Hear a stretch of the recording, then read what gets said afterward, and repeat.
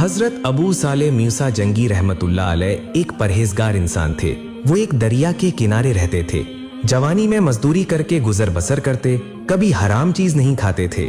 हमेशा अल्लाह की रजा के लिए इबादत करते और सीधे रास्ते पर कायम रहते थे। अचानक एक दिन वो बीमार पड़ गए। एक तरफ पेट की भूख और दूसरी तरफ बीमारी ने उन्हें परेशान कर दिया।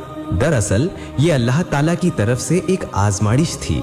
एक दिन हजरत अबू साले मूसा जंगी रहमतुल्लाह अलैह काम के लिए निकले।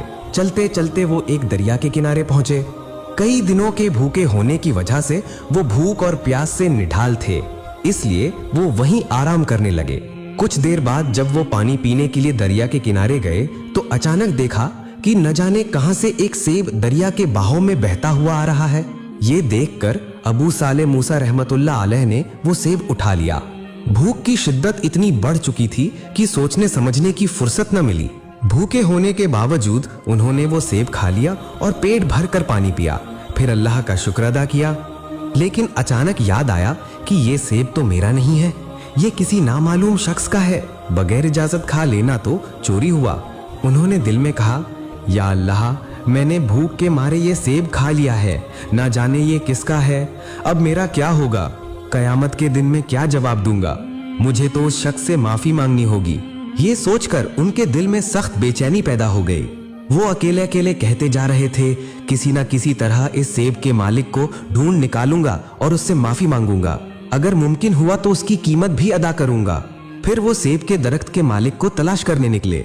जिधर से सेब बहता हुआ आया था उसके मुखालिफ सिमत दरिया के किनारे किनारे चलने लगे। चलते चलते काफी रास्ता तय किया। आखिरकार दूर देखा कि चंद लोग खड़े हैं।